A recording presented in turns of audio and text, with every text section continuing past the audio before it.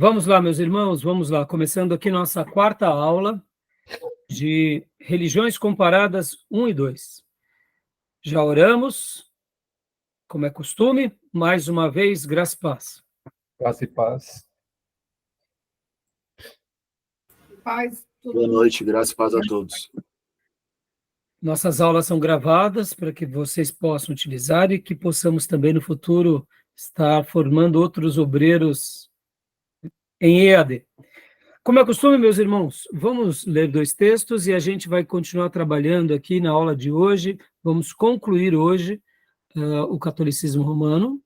Quero abordar um pouco também sobre os ortodoxos, católicos ortodoxos, e a gente vai estar, querendo Deus, já e depois desse bloco, indo para uma outra religião, que seria o hinduísmo, tá bom? Então, hoje essa é a pauta do nosso dia. Eu separei várias coisas aqui para nós. Então, vamos trabalhar. Eu separei 2 textos para a gente ler, meus irmãos. O primeiro texto é 1 Timóteo 2, do 3 ao 6.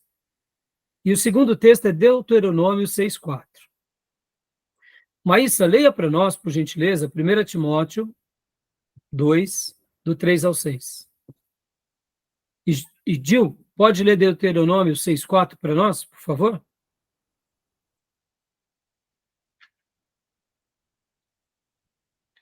Do 3 ao 6, né, pastor?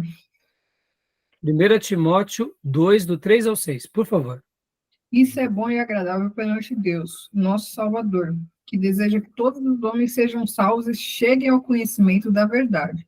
Pois há um só Deus e um só mediador entre Deus e os homens, o homem Cristo Jesus, o qual se entregou a si mesmo como resgate por todos. Esse foi o testemunho dado em seu próprio tempo.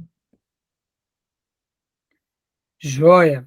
Leia mais uma vez o versículo 5, a primeira parte. É que eu fechei.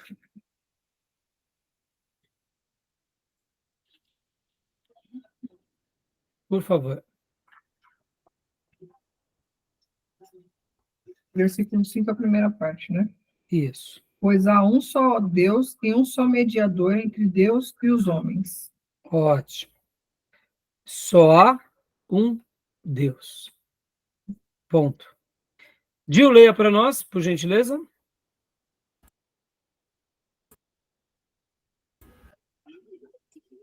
Ouve, ó Israel, o Senhor nosso Deus é o único Senhor.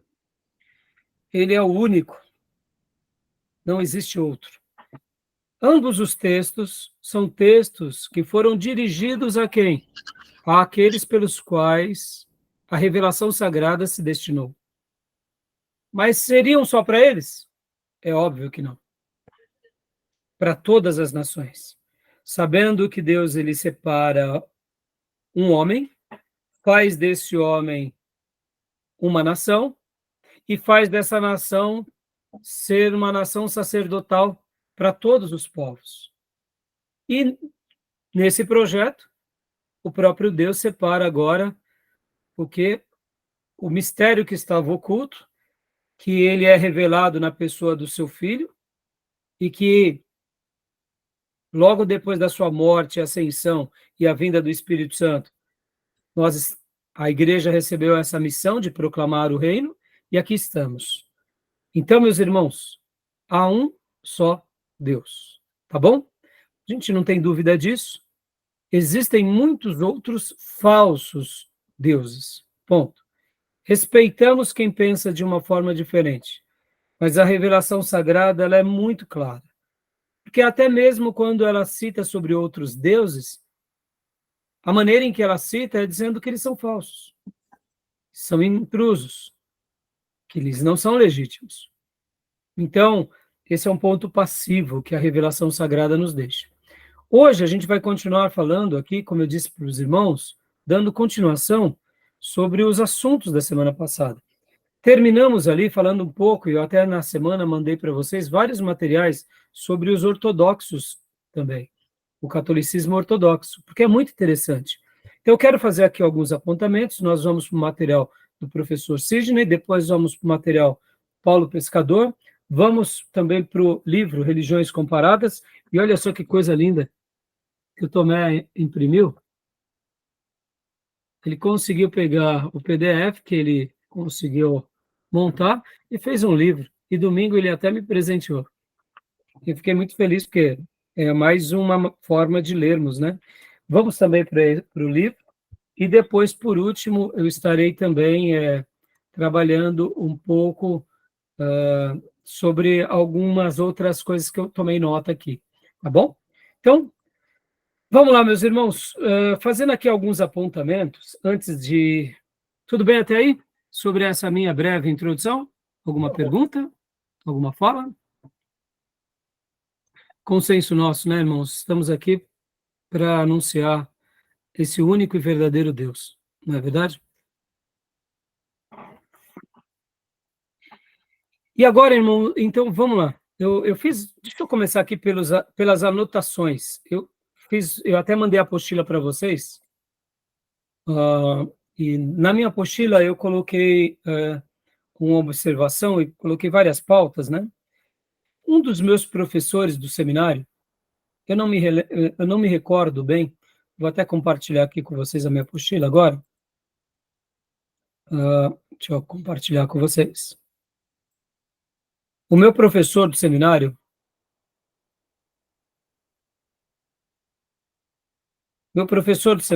deduz o seu professor Zé Carlos, certa ocasião, ou foi algum outro dos meus mestres, falaram algo que eu nunca mais me esqueci, meus irmãos.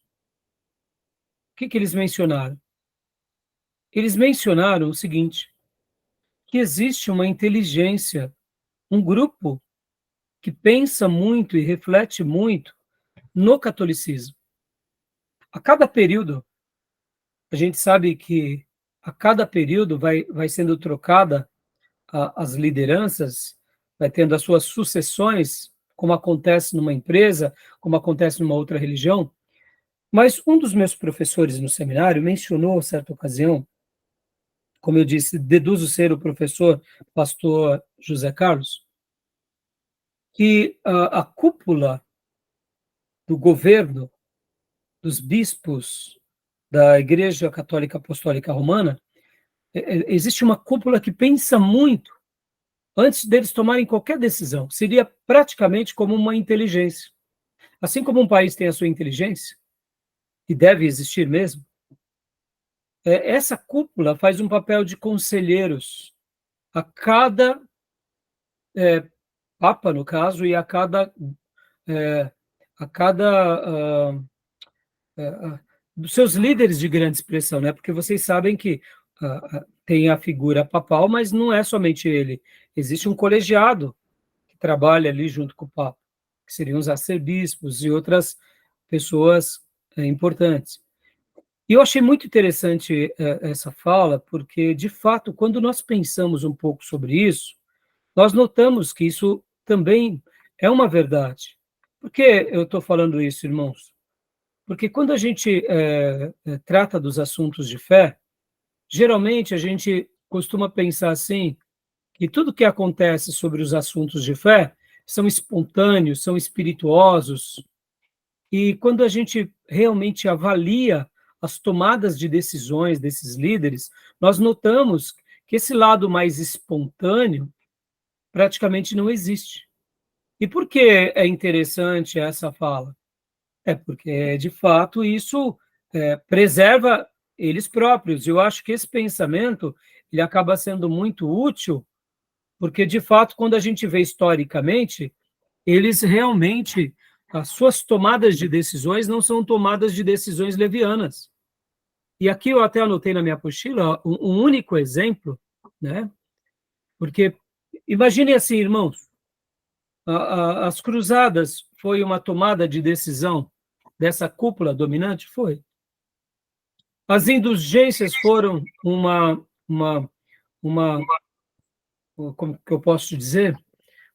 Foi algo que essa cúpula possivelmente decidiu juntamente com as suas lideranças? Foi. A contra-reforma que aconteceu também foi passou por esse escrutínio? Sim. Então, por que eu estou falando tudo isso? Sabe, quando nós tratamos do assunto da religião, muitas vezes nós desprezamos o lado racional, o lado que pensa. A gente deixa tudo para o coração. E, geralmente, a gente acaba pecando nisso, porque, como líderes, nós somos líderes que pensamos, não somos líderes apenas que têm um coração e uma alma. Então, guarde isso. Essa fala desse meu professor foi muito boa, porque podem ver o quanto o povo de Deus, muitas vezes ao longo da sua história, não sofreu, porque agiu somente pelo coração. Uma fé, eu diria, sem muita lógica. Não estou dizendo que a gente vai seguir a lógica secular, a lógica do mundo, não é isso. Mas muitas vezes, quando nós falamos assim, vamos pensar mais sobre isso, não é muito bem visto essa palavra. É como se nós, de fato, tivéssemos que receber tudo como uma revelação de Deus, e de fato não é. Muitas vezes Deus deixou a igreja para que nós cuidássemos. E ele deixou o manual dele já para que nós o obedecêssemos.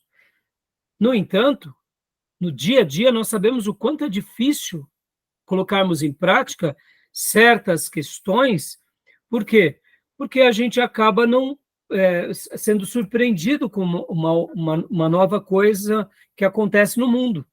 Então, essa ideia de uma inteligência, de pessoas que pensam, de pessoas que lideram, de pessoas que usam essa mente a serviço de Deus, a serviço da palavra, refletindo e, claro, preenchendo todas essas lacunas com muita oração e jejuns, isso é fundamental. Então, eu estou dizendo isso para vocês, só para que vocês pensem um pouco sobre isso, porque isso acontece não só no catolicismo, mas acontece em todas as demais religiões. Eles não fazem uma tomada de decisão simplesmente porque, tive um sonho, o líder chega lá e pronto. Não, não é assim. Há uma história, há um legado, há um patrimônio, há muita coisa que está por trás. Tá bom, meus irmãos? Tudo bem? Vocês já ouviram falar alguma coisa sobre isso?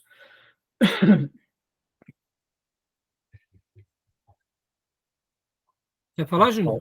Eu ouvi falar, acho que foi nos anos 60, no Vaticano II, né? Então, no Vaticano II, eles tomaram várias decisões, inclusive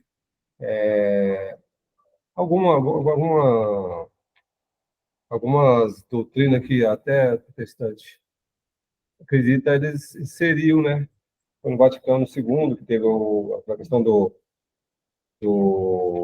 carismático e tudo, né? Então, Falar a língua e tudo. Então, exatamente, eu coloquei até aqui na minha apostila essa observação, viu, Júnior? Ó, um exemplo disso, olha só que interessante, irmãos, olha só que interessante esse pensamento. Eu me converti literalmente no finalzinho dos anos 80 para o início dos anos 90. E quando eu passei, né, a pertencer aí à nossa comunidade de fé, o que acontece?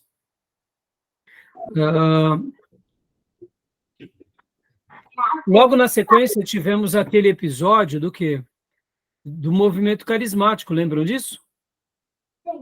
Que foi uma explosão, né? E o que acontece? Olha que interessante.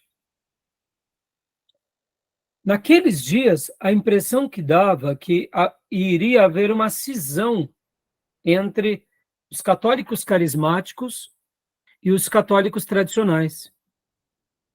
E, de repente, a gente viu que isso daí foi crescendo, crescendo, crescendo, chegamos na virada do século e do milênio, as coisas passaram e, de repente, hoje em dia, já não há mais uma polarização, há uma pseudo-igualdade entre eles. Já notaram? Perceberam que antigamente tinha até... Eles são grupos distintos, mas estão debaixo do mesmo chapéu. Olha só que interessante. Os estudiosos que estudam sobre o assunto de religiões, eles dizem que o seguinte, a cada virada de século, as pessoas, elas buscam mais, por medo, de fato, de acharem que, de repente, aquele século será o último, elas buscam mais um fenômeno religioso.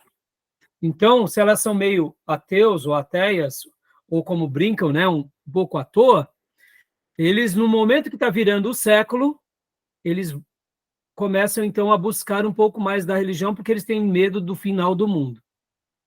E, segundo esses mesmos estudiosos das religiões, a cada virada de milênio, isso se potencializa demais. Nós aqui fomos fruto de uma geração que viu a virada do milênio. Concorda? Todos nós aqui. Ou seja, meu filho Felipe, por exemplo, ele nasceu no ano 2001. Então, ele já nasceu no novo milênio. Mas nós que passamos por essas fases, né, que antecederam, havia e há sempre, né, no fenômeno sociológico, isso, as pessoas acabam buscando mais a religião por causa da virada de um século ou da virada de um milênio. Quando a gente olha de forma estratégica, olha só que interessante. Roma, ele abaixou a intensidade da crítica aos próprios carismáticos dentro deles, porque se eles fossem lutar contra os carismáticos, teria sido criado mais um grupo protestante que se derivaria do próprio catolicismo. E o que aconteceu em 1517, quando Lutero fixa as 95 teses? Ali eles foram ferrenhos contra aquele grupo, e daquele grupo nasceram os protestantes. O que eles aprenderam a partir de então? Vamos tentar fazer certas vistas grossas, porque depois que passa certos frenesis, tudo fica debaixo do nosso chapéu novamente. Se olharmos de forma estratégica, isso é brilhante. Isso é brilhante. Então, pensem, olha só como é interessante essa questão. Então, quando a gente pensa sobre grupos que têm uma certa inteligência, isso é surpreendente para nós, concorda? Sim. Estratégico, né? Estratégico. Agora, é claro que isso não se aplica no nosso caso. Por quê? Porque muitas vezes nós vamos pegar agora um caso recente que nós estamos passando. A gente está passando o quê? Nós estamos passando por uma situação de frouxidão teológica, em virtude do quê? Em virtude de uma nova retomada de leitura da Bíblia, não é isso? Onde igrejas passaram a ser inclusivas para aceitarem outros grupos que vão contra a palavra de Deus. Por quê? Porque eles querem ser, como eles chamam, inclusivos. A Bíblia nunca vai compactuar com isso. Perceba. Então, isso se aplica de forma estratégica para quem? Para um grupo, mas não se aplica de forma estratégica para nós. Entenderam? Sim. Porque aí a gente negocia a palavra. Estão entendendo, meus irmãos? Sim. Tá bom? Joia? É inegociável. É inegociável. Porque ou estamos ou não estamos, tá bom? Um segundo, alguém quer fazer algum comentário sobre isso que eu acabei de dizer? Não? Tranquilo? Não, tranquilo. Tranquilo. O segundo assunto que eu anotei na minha apostila, que eu sempre vou montando aqui, em cada módulo, em cada aula, foi que eu aprendi com a doutora Luana Golim, certa ocasião, enquanto ela dava para nós uma palestra nas nossas aulas inaugurais. Ela falou algo que eu nunca mais me esqueci, que eu gostaria de deixar simplesmente como uma citação aqui, para que, caso o irmão queira aprender mais sobre o tema, é um assunto a ser abordado e pesquisado e pode enriquecer aí o seu acervo. Ela falava o seguinte, né? Por exemplo, quando nós tratamos sobre a pessoa de Deus, ou dentro de teologia sistemática, quando nós falamos sobre teontologia, que se trata das doutrinas de Deus, eu creio que todos que estão aqui na classe fizeram teontologia, né? A pessoa de Deus, não foi? Uhum. A irmã Cleusa, graça e paz, Cília, ela entrou na classe. Amém, pastor. Tá tudo bem com a minha irmã? Estou com muita dor de cabeça. Minha irmã, melhoras. Muita dor de cabeça. No intervalo a gente conversa, mas Tá bom. se a irmã não estiver se sentindo muito bem, cuidado, porque a irmã é uma anciã, Não quero que a irmã force além da medida, tá bom? Eu só estou aqui assistindo. Tá bom. Tá bom? Então, no intervalo, a gente conversa. Tá bom, pastor. Então, irmãos, nós fizemos teontologia, não foi? E em teontologia, nós não aprendemos sobre a pessoa de Deus? Foi isso? Claro. Quem é Deus? Né? Quais são os atributos comunicáveis e incomunicáveis? Falamos sobre a Trindade. Percebam que na nossa teologia protestante, que temos como base principalmente a teologia reformada, aprendemos tudo aquilo que a Bíblia diz o que Deus é. E a professora Luana Golim, em certa ocasião, ela falou o seguinte, que os ortodoxos gregos, eles também têm uma abordagem sobre a pessoa de Deus, inclusive dizendo o seguinte, eles trabalham construindo a pessoa de Deus, inclusive também trabalhando naquilo que a Bíblia não afirma que ele não é. Ou seja, a nossa construção é uma construção a partir do que a Bíblia revela quem ele é. Mas os ortodoxos gregos também trabalham essa outra linha, dizendo, a gente é como se fosse mais ou menos assim, eles dão um passo. Eu sei que isso pode parecer um pouco perigoso, de fato é, mas sabe quando nós pegamos um texto e trabalhamos ele na sua afirmação, mas nas entrelinhas, na sua negação? Pode ser feito isso, irmãos. Quer ver um exemplo? Domingo eu preguei sobre Jó. E quando Deus está dialogando ali com Satanás, por causa que, de fato, Satanás diz para Deus, olha, Jó, ele é muito abençoado, o Senhor colocou uma cerca ao redor dele. Claro que ele vai te servir. Toca em tudo que ele tem e vamos ver se ele vai te adorar. Aí Deus diz para Satanás, vai lá e faz o que você está me pedindo, só não tira ali a vida. Aí depois, no segundo momento em que Satanás conversa com Deus e Deus com Satanás, Deus diz para Satanás, olha que interessante, você intentaste mal contra o meu servo, mesmo sem ele ter feito nada para merecer. Interessante, né? Logo, o que nós entendemos? Jó não merecia porque o território de atuação do diabo é onde? É onde está o pecado. Mas Jó não fazia parte desse nicho, porque Jó era o quê? Um homem íntegro, reto, que temia Deus e que se afastava do mal. Logo, não estava sob o domínio. E quando Deus diz, você intentaste mal contra ele, mesmo ele não merecendo, o que Deus está dizendo? Nas entrelinhas, no negativo. Tem muita gente que merece. E é por isso que o diabo deita e rola. Está entendendo nas entrelinhas? Então, na pessoa de Deus, o catolicismo ortodoxo faz uma abordagem assim, eu nunca estudei, eu tenho muita curiosidade de aprender, mas eu estou falando isso, irmãos, porque eu sei, seria a pessoa de Deus. Então, nós trabalhamos na teologia protestante sobre o que a Bíblia afirma que Deus é. Mas os católicos ortodoxos, eles trabalham também nas negações. O que a Bíblia diz que ele não é? Ou nos negativos, né? Então, ao mesmo tempo, traz uma certa luz sobre a pessoa de Deus, já que tudo que aprendemos dele está na nossa revelação.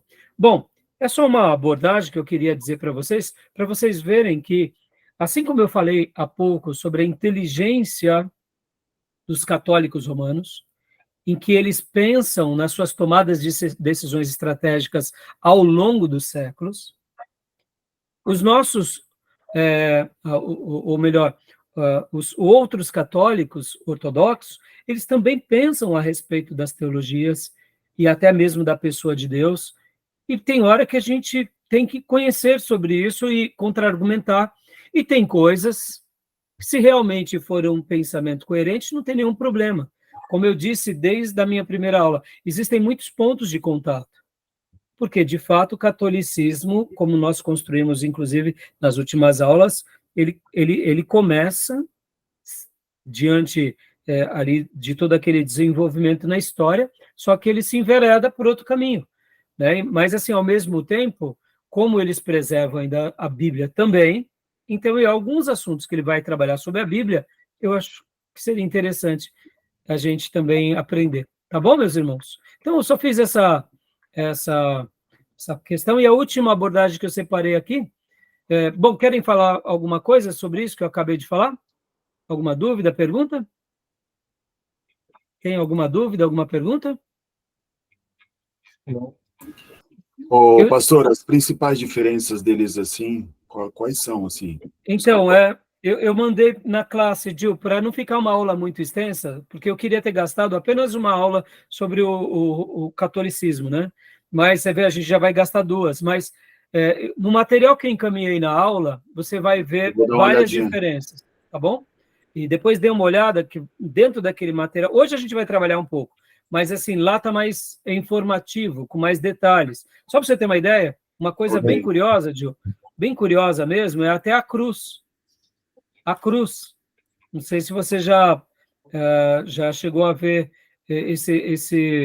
a cruz do ortodoxo grego é totalmente diferente da cruz do catolicismo convencional.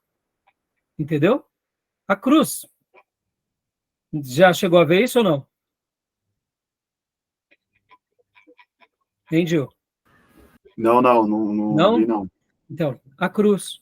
E só para você ter uma ideia, Gil, quando houve aquele grande cisma, em 1054, eles só voltaram, porque no cisma, os romanos disseram que os outros eram hereges, e os ortodoxos disseram que os romanos eram hereges.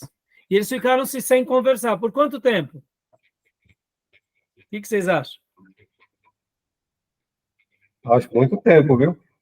Foi agora, Olha, recentemente. isso que eu ia falar. Foi Exatamente, recente. foi agora, Foi um recentemente, encontro, né? que Foi ano passado, eles... né? Exatamente agora, no finalzinho do século passado, ou seja, aqui. Foi o Foi patriarca agora, no lá finalzinho de tudo, que eles, de fato, foi, voltaram a se conversar, Gil. Ou foi o seja, passaram 1000 anos, Gil. 1000 anos. 1000 anos Volta patriarca da dessa igreja fala. ortodoxa, né? sem compartilhar os credos. Está entendendo como a briga, muitas vezes? Percebam, qual foi a primeira cisão no catolicismo? O ortodoxo.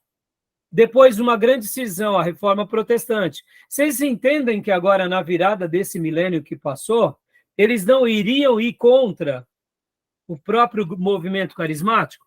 Iria ser mais um grupo, concorda? Estão entendendo? As tomadas de decisões, muitas vezes o lado político que vai entrando pelas fileiras da religião. Percebam que tudo isso é muito complicado. Deixa eu compartilhar aqui com vocês, olha só que interessante. Olha, só um detalhe, Gil, irmãos. Aqui, ó, o crucifixo. A cruz, ó, a cruz do ortodoxo grego, ela é diferente, entendeu? Não reparem, não é que vai abrindo muitas... Aqui a cruz, tá vendo? A cruz é diferente. Aqui em cima é onde Diferente recebe o mesmo. nome de Jesus. Aqui, no caso, vai ter onde está as mãos de Jesus. Vai ter um lado que, de fato, é o lado aonde estava o ladrão que se converte. Então, vai ter uma indicação de que esse lado foi o lado aonde o ladrão que se converteu está com a mão mais para cima, e a indicação do outro lado, com a mão mais para baixo, seria o outro, né, criminoso que não se converte. E aqui embaixo seria uma menção à caveira, o lugar, lá em Jerusalém, possivelmente, onde Jesus... aliás, aqui embaixo, onde está a caveira. Então, assim, ó, tá até aqui, eu mandei no artigo para vocês, ó. Aqui, ó. A cruz ortodoxa tem 8 braços. E Jesus aparece com os 2 pés feridos por cravos, né? Ó, como mostra. Na extremidade superior, temos o lugar onde se escreveram o nome de Jesus em vários idiomas. Na inferior, podemos ver a caveira que remete ao Calvário, monte de Cristo onde ele foi crucificado. Ou seja, aqui, ó, parte inferior. Aí aqui, ó, também chama a atenção o braço inclinado. O lado esquerdo para o alto, ou seja, se não me falha a memória, esse lado aqui, ó, tá vendo? Seria esse lado aqui. Seria onde o bom ladrão, estava o bom ladrão, aquele que estava sendo crucificado junto a Jesus, que o pediu perdão. E o lado direito, que está para baixo, esse daqui, ó, tá vendo? Seria o lado do outro condenado que não se arrependeu. Entendeu? Você vê, até a cruz muda. Mas agora foi recentemente, apenas recentemente, que houve a reconciliação entre os dois grupos, em que eles pararam de dizer, por exemplo, que eles não são mais hereges, entendeu? Então é isso, meus irmãos, tá bom? E agora, deixa eu só fazer um último apontamento aqui com vocês. Quais os grupos, né, dentro da ortodoxia? Os católicos ortodoxos, quais são os maiores? É o ortodoxo russo e o ortodoxo grego. Partindo do pressuposto que o catolicismo ortodoxo ele é um catolicismo que não tem a figura papal como seu líder supremo, mas eles têm os patriarcas, eu já mencionei isso. Lembra que na igreja, antes da figura papal, como aprendemos na última aula, os grupos cristãos eram divididos em 5 grandes patriarcas. Eles conservam isso. Então, é comum também, e é bem comum, que devam existir outros grupos ortodoxos de outros países que sejam também católicos ortodoxos da Romênia, católicos ortodoxos da Polônia, está dentro do conglomerado ortodoxo. Eles têm ali os seus, vamos dizer assim, as suas também tradições. Eles não têm adoração aos ídolos, eles têm os ídolos como uma forma iconoclasta, aquilo que eu falei da figura. Eles não fazem veneração aos ídolos. Sim. Então, assim, é bem interessante. Hoje a gente só vai dar uma pincelada. Então, eu fiz esse apontamento aqui da nossa apostila, só para enriquecer mais a nossa aula, tá bom? Beleza? Alguma dúvida? A Armênia é bem forte. Então, e por eles terem essa questão de serem diferentes dos outros grupos, Júnior, olha que interessante. Eles acabam, o quê? Eles acabam, como que eu posso falar? Eles acabam, opa, deixa eu pôr aqui, onde a gente tinha parado. Ó, só parar aqui. Eles acabam sendo, geralmente, olha que interessante, por eles não terem a figura papal que centraliza tudo, então eles acabam sendo grupos democráticos dentro deles. Ou seja, o católico ortodoxo russo tem a sua liderança e tem o seu patriarca. O católico ortodoxo grego tem a sua liderança e tem o seu patriarcado. Possivelmente os outros grupos também. Então, dentro desses grupos, são os líderes, porque eles acabam sendo um pouco democráticos. Vocês concordam, irmãos? Hã? Tem figura centralizada. Total. Exato. Entendeu? Então, é isso aí. Aqui, ó. Em 1965, eles retiraram essas questões. Foi agora, recém. Né? Sim. Tá bom, meus irmãos? Mas então continuam separados. Hã? Mas Sim, continuam por quê? separados. Porque politicamente não é correto. Porque, irmãos, uma das coisas que tem o romanismo, e quando eu for falar agora do catolicismo romano, eu vou chamar de romanismo.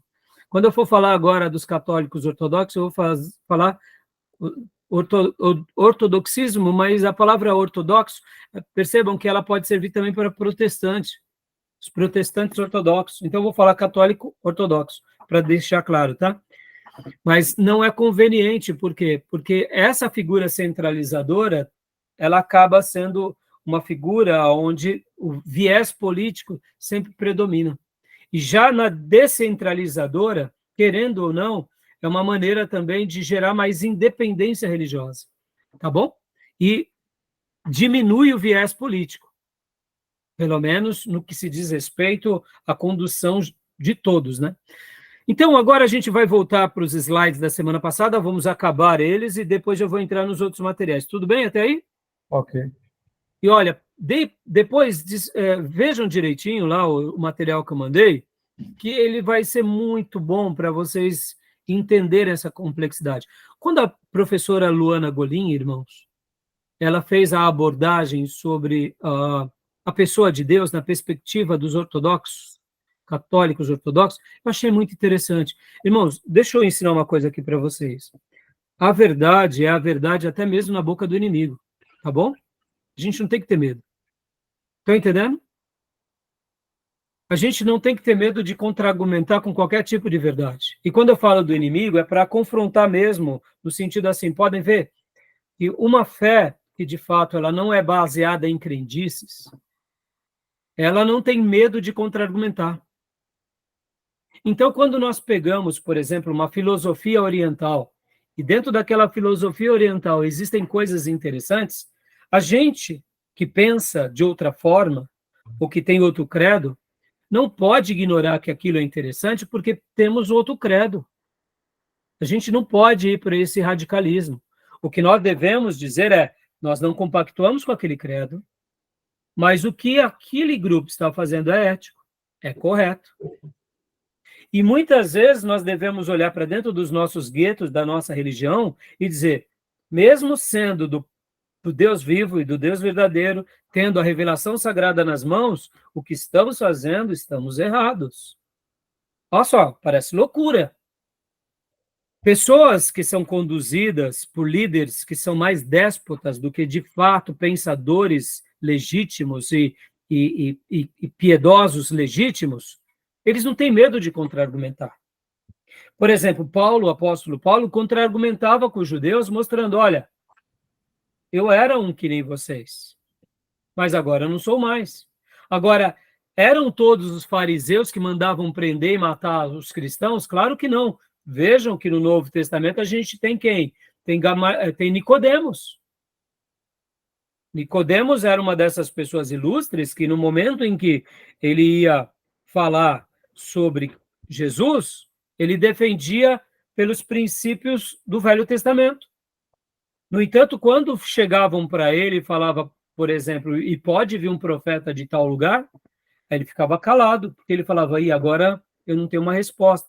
Mas antes de julgá-lo, só porque ele era uma voz contra, ele não fazia esse julgamento. Perceba, irmãos, o verdadeiro servo de Deus, ele não é imparcial. E é isso que eu disse, uma verdade é sempre uma verdade na boca de quem quer que seja, até mesmo de um ateu. Estão entendendo, meus irmãos? E uma pessoa que, de fato, ela crê em Deus, que ela projeta a sua fé, ela não perde a sua capacidade racional. Por isso que a gente pode ler uma literatura romanista, ortodoxa, grega, russa ou de outra linha, e falar, puxa, isso daqui é interessante. Qual o problema? Não tem nenhum problema. A gente pode ler qualquer livro de qualquer segmento religioso e falar, poxa, isso daqui é muito interessante. Agora, vamos aplicar essa verdade no nosso mundo religioso? Possivelmente não. Por quê? Porque nosso crivo, ou seja, a nossa base, a nossa peneira é as escrituras. Tá bom? Mas isso são coisas que a gente precisa aprender a fazer. Tá? Beleza? Tudo bem até aí? Ok. Vamos lá, então vamos ler rapidamente aqui. A gente não vai ler todos os slides, irmãos, inclusive, só dar uma dica aqui para vocês. Quando a gente for falar dos apócrifos, a gente só vai pincelar, porque eu quero que depois vocês peguem o material que está em slide e leia, porque a gente já tratou um pouco disso nas aulas de introdução ao Novo Testamento e ao Velho Testamento. Tudo bem? Ok. Tudo bem, meus irmãos? Então, Sim. quem estiver no futuro assistindo essas aulas, nós trabalhamos melhor sobre os apócrifos nas matérias Introdução ao Antigo Testamento e na matéria Introdução ao Novo Testamento. É só pesquisar lá depois. Vamos lá, então. Leia para nós, Maísa, por gentileza, o slide que está na tela. Catolicismo romano. A igreja passa a ficar dividida com a parte ocidental em Roma e oriental em Constantinopla. A diferença entre elas tornou-se cada vez maiores. No ano 1054, as duas se separam, o que veio a ser o primeiro grande cisma do Oriente. Uma igreja excomungou a outra. Em 1965, retiraram, mas continuam separadas.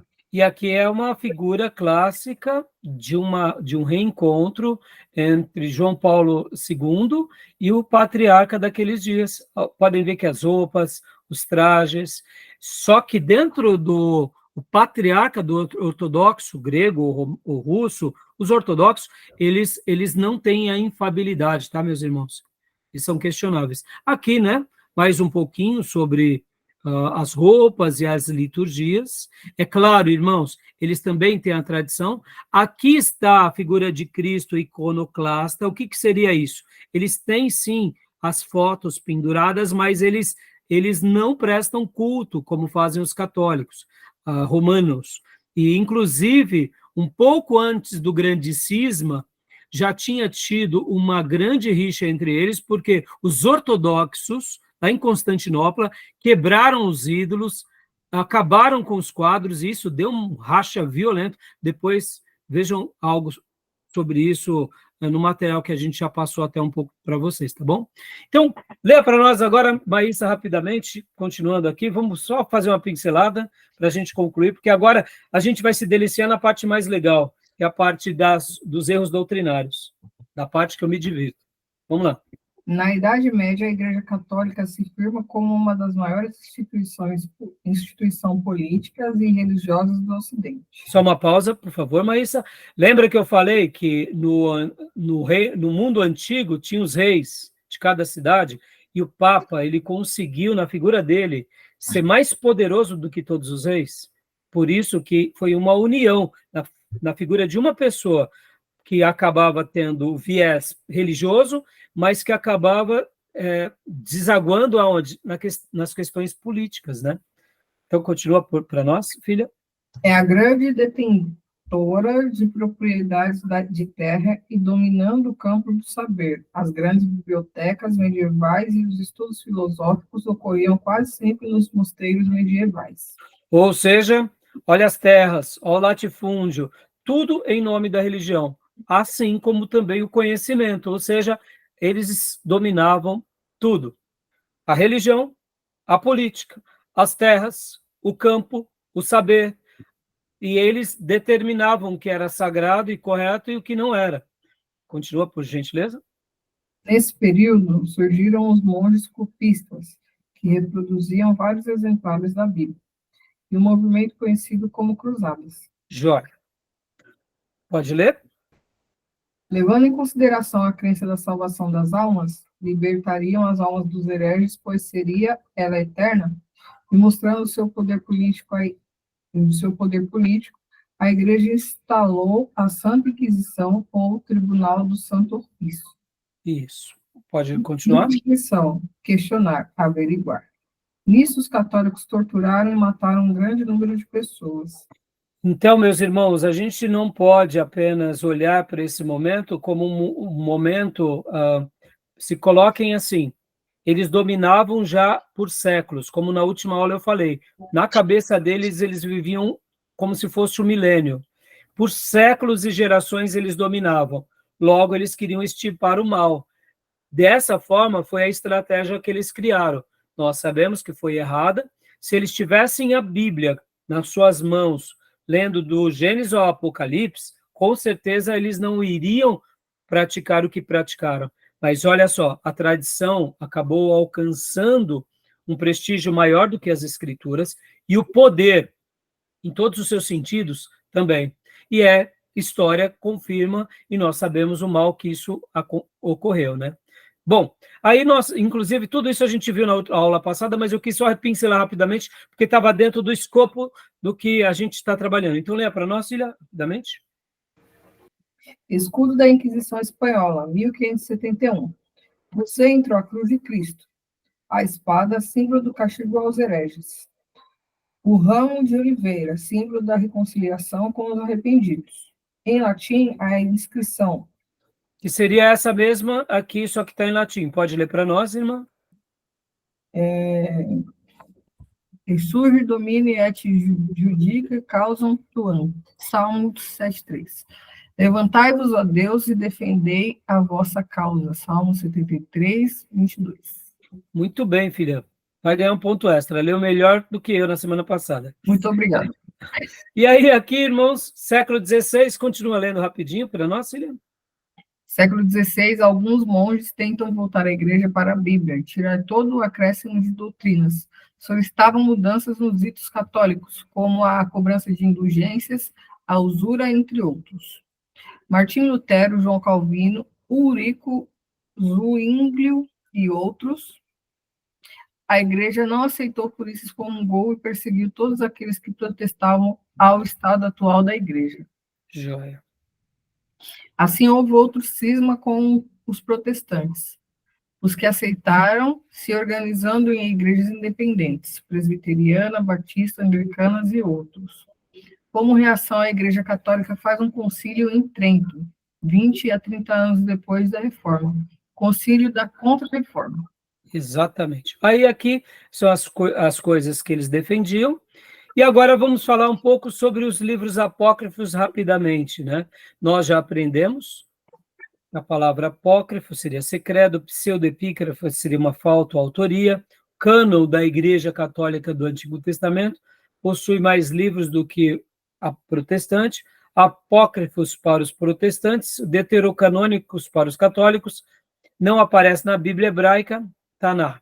Então aqui, a gente até viu isso semana passada, nós conservamos os mesmos livros dos judeus, e na católica eles acrescentaram apenas na Contra-Reforma esses outros 7 livros, né? Então aqui, irmãos, rapidamente, né? Aqui a gente vai ter os livros que seriam, né? Todos eles que são os apócrifos, Tobias, Judite, Sabedoria, Eclesiástico, Baruque, 1ª e 2ª, Macabeus, 6 capítulos e 10 versículos acrescentados no livro de Esther, e os 2 capítulos de Daniel, tá bom? Então, assim, sobre essa questão, os irmãos querem fazer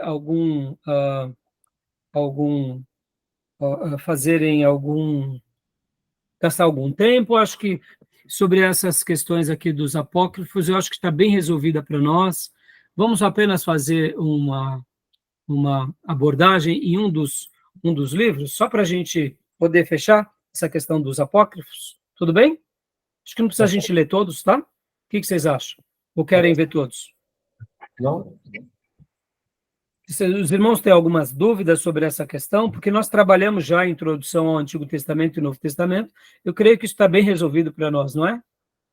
Sim, pastor, sim. Joia. Então, só vamos ver agora esse daqui de Tobias, uma abordagem que, inclusive, o professor Sidney faz uma síntese, mostrando, porque, irmãos, agora que a Igreja Católica tinha passado por aquela situação sobre a reforma protestante, eles precisavam mostrar a sua autoridade sobre as Escrituras. E aí eles pegam os apócrifos e colocam. E uma das coisas que eles fizeram foi selecionar livros também que justificasse as doutrinas católicas e as práticas, como, por exemplo, da indulgência e outras mais, só que tudo isso não tinha base bíblica, mas os apócrifos acabavam dando base. Estão entendendo? Por exemplo, lembra que o culto aos santos é uma coisa mais recente. O culto aos anjos é uma coisa mais recente. Então, eles precisavam de ter uma base bíblica para que, de fato, isso fosse favorável. E aí é onde eles começam, então, inclusive, a colocar os livros apócrifos para quê? Para sustentar as suas doutrinas. Porque, irmãos, não tem como você sustentar algo de errado com as Escrituras, basta ler as Escrituras. Não é verdade? É daí onde nascem as seitas, né? Tudo bem? Então, lê para nós aí, Maísa, por gentileza, Tobias. Tobias, 200 a.C. Faz o bem que não haverá o mal em você. Fala da bondade de Tobiel, pai de Tobias. Milagres preparados pelo anjo Rafael. Justificação pelas obras. 4, 7 ao 11 e 12, 8. Meditação dos santos. 12, 12. Superstições. 6, 5, 7, 9 e 19. Tobias é enganado pelo anjo e o ensina a mentir. Opa, guardem isso, ó. milagres preparados pelo anjo, justificação pelas obras, mediação dos santos, superstições. E o anjo ensina, inclusive, Tobias a mentir. Opa, deu um pano de fundo aí para várias coisas que aconteceu entre eles ou não? Opa! É o anjo caído, esse aí? Tá claro que esse anjo aí não é de Deus. Claro que esse anjo aí aprendeu com outro anjo. Agora, olha que interessante. Rafael, né? Nós temos na Bíblia Gabriel e temos na Bíblia Miguel. Lembram desses dois? Que nós entendemos que são anjos e arcanjos. E Rafael, onde está na Bíblia? Não está. Mas na tradição cristã e judaica, entra Rafael, inclusive por causa dos apócrifos. Você não verá o nome Rafael em nenhuma literatura canônica que não seja dos apócrifos, entendeu?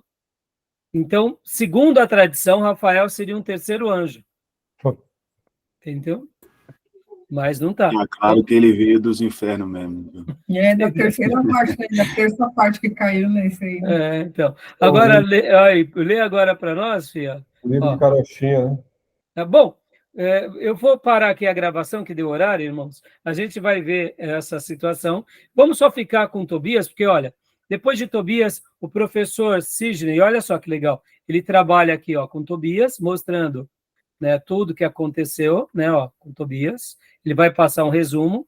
Depois do resumo, ele vai mostrar algumas coisas, os erros, vai dar os textos de Tobias que sustenta isso. Aí ele vai para os outros livros. O professor Sidney foi muito legal, Aqui, Judite também. Vamos ler Tobias e Judite, vale a pena, irmãos. Tobias e Judite, vale a pena. Aí a gente vai parar, tá bom? Porque depois ele vem para Baruque, ele vem para Eclesiástico, Sabedoria, e ele vai mostrar aqui os erros doutrinários, mostrando o seguinte: é impossível que esses livros eles realmente sejam inspirados, porque o que acontece, irmãos? Na tradição judaica, era normal, tem muitos livros da tradição judaica, mas não significa que era um livro da história do povo judeu. Exato. Mas não eram livros de fato inspirados, né? Porque você vê muitos erros, inclusive erros como, por exemplo, de datação, de reis, entendeu? Quando nós pegamos, por exemplo, o livro de Esther, e nós vemos as citações, ou, por exemplo, o livro de Ezequiel, você vê que as citações estão precisas, é correta. O livro de Ezequiel, mesmo sendo um livro onde o profeta Ezequiel ele fala sobre visões praticamente quase que incompreensíveis, nós percebemos no livro de Ezequiel que ele data cronologicamente o tempo, as épocas, os reis, os impérios. É algo maravilhoso. E quase todos os livros do Velho Testamento têm isso. Então, assim, é muito interessante, né? Quando um livro ele é um apócrifo, seja do Antigo Testamento ou do Novo, ou seja, é um livro apenas da tradição de um povo, ou foi, quem sabe, um pseudo-acréscimo, é notório os erros, né? Tá bom? E aí, depois disso, a gente vai para as doutrinas, tá? Católicas, que a gente vê como erros. Tudo bem até aí? Então, vamos parar aqui a gravação e vamos ficar só com essas duas partes aqui, que é muito legal. Essas duas aqui vale a pena, irmãos. Só para a gente ver um pouquinho, porque é importante, tá? Beleza? Tudo bem até aí? Ok. Fechou? Alguma pergunta, alguma dúvida? Não? Vamos parar aqui, então. Tá bom, meus irmãos?